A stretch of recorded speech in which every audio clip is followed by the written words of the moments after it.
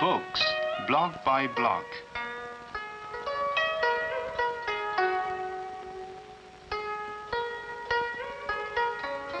It's generally agreed that printing, along with three other inventions which transformed the course of human history, paper, gunpowder, and the compass, first emerged in China.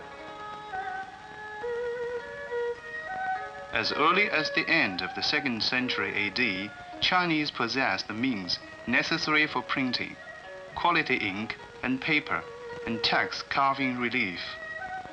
The earliest known example of Chinese printed text is a Buddhist sutra dating from the 9th century.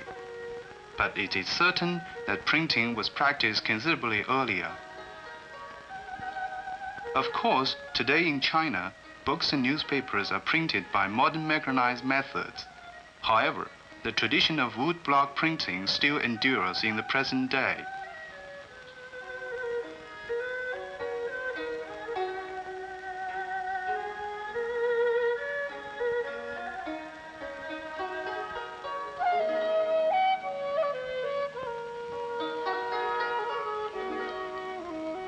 The city of Yang Zhou in China's eastern Jiang Su Province was a center of culture and learning for several centuries, and the publishing industry here flourished.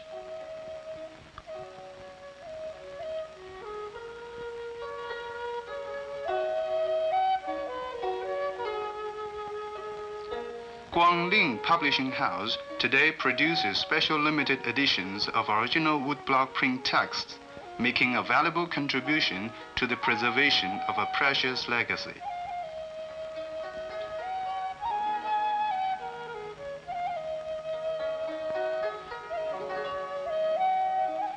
Historical records indicate that woodblock printing was practiced in China at least as early as the 6th century. The techniques were transmitted to Japan and Korea sometime in the 8th century, to Egypt and Iran in the 12th, reaching Europe by the 14th. In the 11th century, movable type was devised in China, but never took hold. The woodblock remained the preferred and prevalent mode of printing, perhaps because the ideographic Chinese language lent itself less readily to movable type.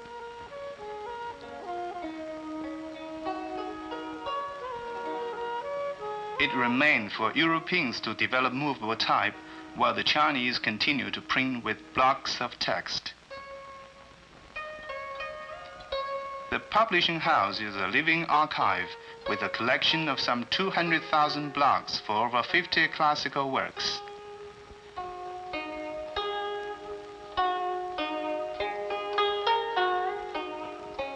This edition of an ancient set of poems entitled Chu Ci, or Lyrics of the South, is a 19th century Qing dynasty reprint of a 13th century Chinese edition which had been found in Japan.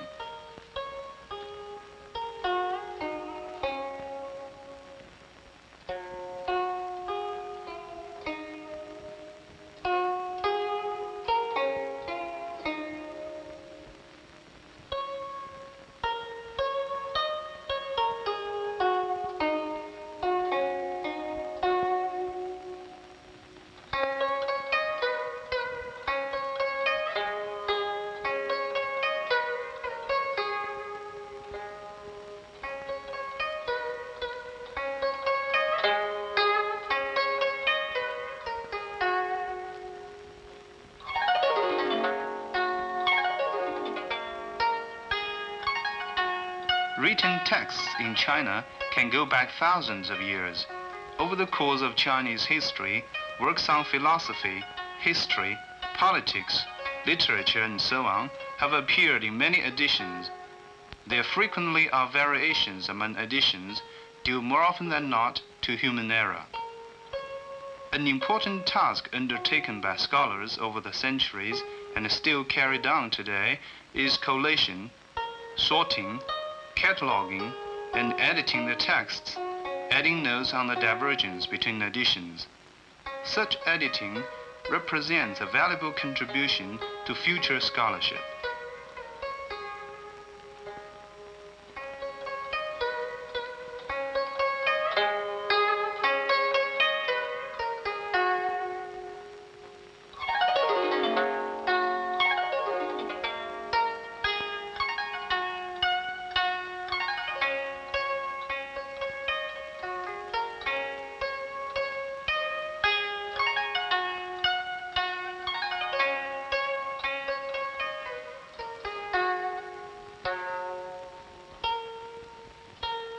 Woodblock printing today is basically practiced the way it was centuries ago.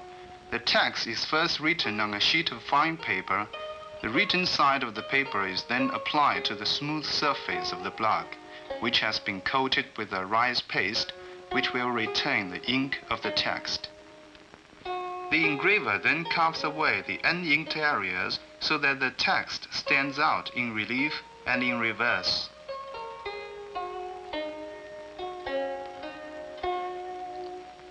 Approaching his 80th birthday, Zhang Li Gong began learning this trade at 13. Today, China is very different than it was when he first started cutting blocks. His granddaughter plans to carry on the craft.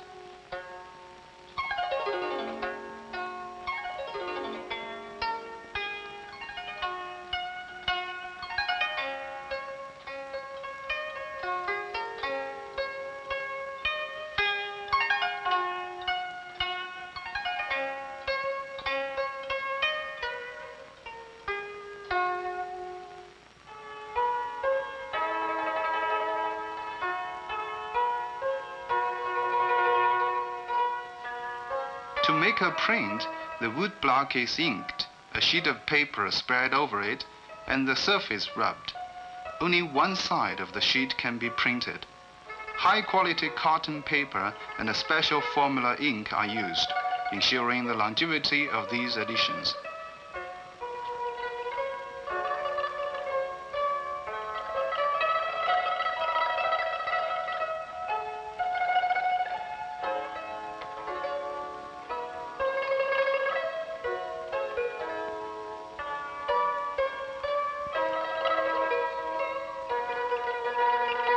Some blocks are a living legacy handed down over the centuries. Damage due to the rotting and voracious insects can be repaired.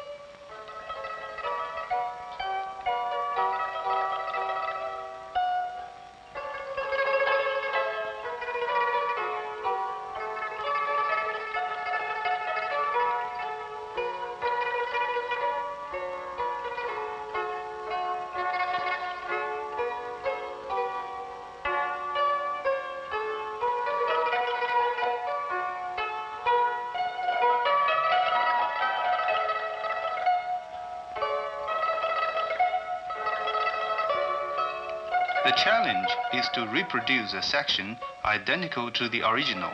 It demands a sharp eye, steady hand, and mastery of the many styles of calligraphy.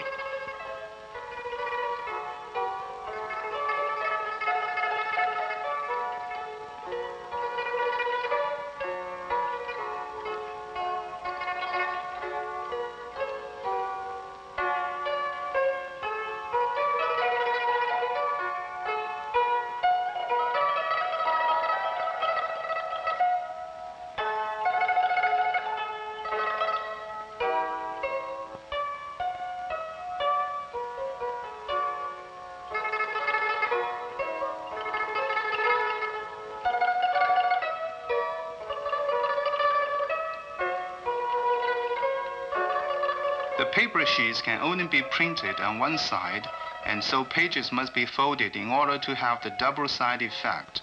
Binding is a delicate process, which to date still must be done by hand.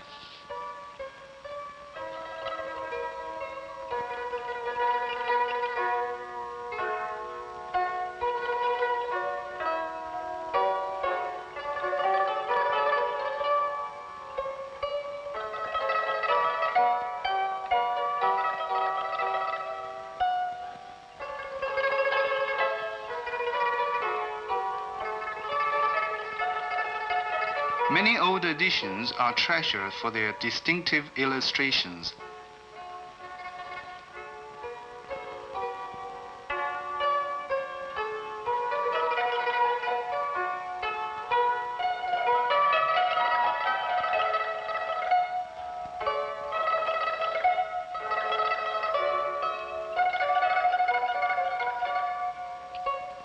The old editions also have enormous value as a reference for calligraphy and its development.